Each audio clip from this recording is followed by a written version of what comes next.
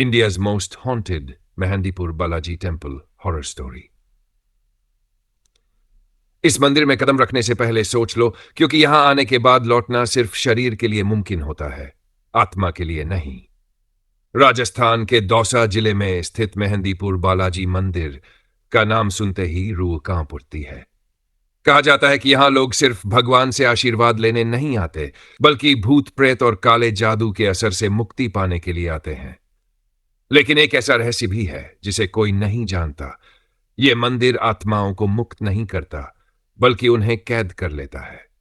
जो यहां एक बार आ जाता है, उसकी जिंदगी पहले जैसी नहीं रहती। डर का दस्तावेज एक पैरानॉर्मल जर्नलिस्ट था जो असली भूतिया घटनाओं की जांच करता था। जब उसे मेहंदीपुर बालाजी के बारे में पता चला, तो उसने अपनी टीम के साथ वहां जाने का फैसला किया। उसके साथ थी निशा, जो कैमरा वुमन थी, और विशाल, जो साउंड रिकॉर्डिंग करता था। रात के 9 बजे जब वे मंदिर पहुंचे तो माहौल अजीब था। चारों ओर धुआं धुआं सा माहौल था और मंत्रों की आवाजें गूंज रही थी। बाहर एक भिक्षुक बैठा था जिसने उन्हें देखकर कहा, जो यहां सच जानने आता है वो या तो मरता है या पागल हो जाता है। तुम लोग यहां क्यों आए हो?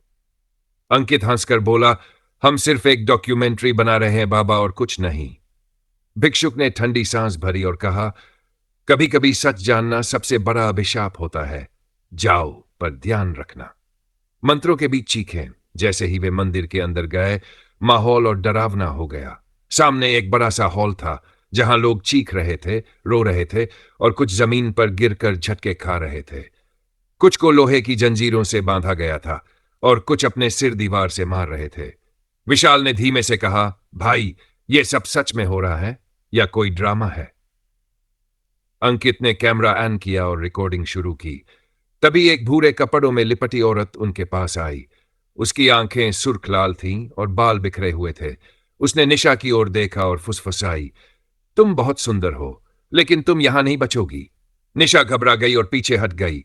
विशाल ने झटके से कैमरा घुमाया, लेकिन जब तक वे उसे ठीक से देख पाते, वो औरत भीड़ में गायब हो चुकी थी। कुछ तो गलत था। मंदिर के पुजारी ने उन्हें चेतावनी दी, रात के 2 बजे के बाद यहां कोई नहीं रुकता, यहां बुरी आत्माएं जाग जाती हैं। लेकिन अंकित को यकीन नहीं हुआ। उसने तय किया कि वो रात भर मंदिर में रहेगा और सब कुछ कैमरे में रिकॉर्ड करेगा। जैसे जैसे रात बढ़ी, माहौल और भयानक होता गया। मंदिर में हल्की हल्की रोशनी थी, लेकिन हवा में एक अजीब सी गंध थी। अचानक उनके सामने की दीवारों से खून टपकने लगा। विशाल ने घबराकर कहा, भाई, यहां कुछ सही नहीं है, हमें यहां से जाना चाहिए। अंकित ने कैमरे में देखा, एक परछाई धीरे धीरे उनके करीब आ रही थी। शापित आत्माएं। अचानक निशा जोर से चिल्लाई, मेरी पीठ पर कुछ चल रहा है। विशाल ने टॉर्च जलाई और जो उन्होंने देखा, उससे उनकी रूह कांप गई। निशा की पीठ पर जलते हुए पंजों के निशान बन गए थे, जैसे किसी ने उसे जिंदा जलाने की कोशिश की हो। अंकित ने पुजारी से मदद मांगी। पुजारी ने पानी का छींटा मारा और जोर से मंत्र पढ़ने लगे। तभी हवा जोर जोर से बहने लगी और मंदिर के अंदर की सारी दीपक बुझ गए। अंधेरे में कुछ दिखाई नहीं दे रहा था, लेकिन चीखों और अजीब सी हंसी की आवाजें आ रही थी। पुजारी चिल्लाए, भागो यहां से, ये आत्माएं जाग चुकी हैं। भागने की कोशिश। अंकित ने निशा और विशाल को पकड़ा और दौड़ने लगा। मंदिर के बाहर का दरवाजा अपने आप बंद हो चुका था। विशाल ने जोर से धक्का दिया, लेकिन दरवाजा नहीं खुला।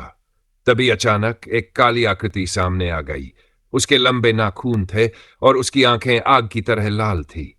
उस आकृति ने अंकित का गला दबाना शुरू कर दिया। अंकित की आंखें फटी रह गई। ये उसके शरीर से खून के धब्बे बाहर आने लगे। तभी पुजारी ने जमीन से राख उठाकर उस पर फेंकी और जोर से मंत्र पढ़े। वो आकृति अचानक एक भयानक चीख के साथ गायब हो गई। शापित सच। सुबह जब वे मंदिर से बाहर निकले तो तीनों के शरीर पर नीले और लाल निशान थे, जैसे किसी ने उन्हें बुरी तरह पीटा हो। अंकित का कैमरा वहीं गिरा हुआ था, टूटा हुआ, जला हुआ। जब उन्होंने मंदिर के भिक्षुक को देखा तो वह चुपचाप मुस्कुरा रहा था। कहा था ना, जो यहां सच जानने आता है वो या तो मरता है या पागल हो जाता है। अंकित, निशा और विशाल उस दिन तो बच गए, लेकिन वो रात उनकी जिंदगी का सबसे बुरा सपना बन गई। क्या तुम भी इस मंदिर का सच जानने की हिम्मत रखते हो? Most haunted Mehandipur Balaji temple horror story. जो एक बार इस मंदिर के रहस्य में उलझ गया, उसकी आत्मा कभी आजाद नहीं हो पाती। शाप की छाया।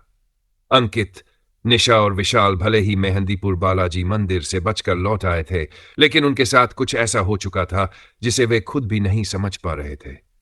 उस रात के बाद सब कुछ बदल गया। अगली सुबह जब वे होटल पहुंचे तो अंकित की तबीयत अचानक बिगड़ने लगी।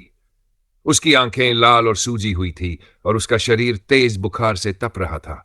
निशा ने पानी लाकर दिया, लेकिन जैसे ही अंकित ने गिलास उठाया, गिलास अपने आप फर्श पर गिरकर चकनाचूर हो गया। विशाल ने घबरा कर कहा, भाई, तुझे डॉक्टर के पास ले चलते हैं।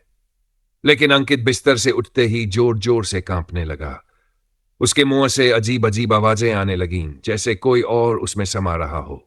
तभी कमरे की लाइट चपकने लगी और हवा में हल्की हल्की गंध फैल गई, सड़ी हुई मांस जैसी। विशाल ने घबरा कर खिड़की खोली, लेकिन बाहर कुछ ऐसा देखा जिसे उसके रोंगटे खड़े हो गए। सामने वाली इमारत की छत पर वही भूरे कपड़ों में लिपटी औरत खड़ी थी, जिसने निशा से मंदिर में कहा था, तुम यहां नहीं बचोगी। वो औरत मरे हुए इंसान की तरह टेढ़ी होकर खड़ी थी और उसके चेहरे पर एक भयानक मुस्कान थी। भूतिया रात। उस रात निशा और विशाल सो नहीं पाए। अंकित गहरी नींद में था, लेकिन उसके शरीर पर बार बार अजीब कटने के निशान बन रहे थे, जैसे कोई उसे नाखूनों से खरोंच रहा हो। रात के बजे अचानक अंकित की आंखें खुली, लेकिन ये वो अंकित नहीं था जो उनका दोस्त था। उसकी आवाज बिल्कुल अलग थी, गहरी, डरावनी और गूंजने वाली। तुम लोग यहां क्यों आए थे? विशाल और निशा के दिल की धड़कनें थम गई।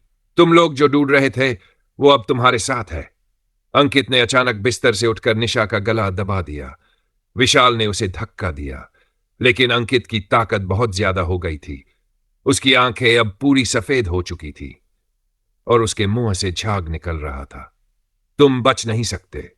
अचानक कमरे का दरवाजा अपने आप जोर से खुला और बाहर कोई खड़ा था।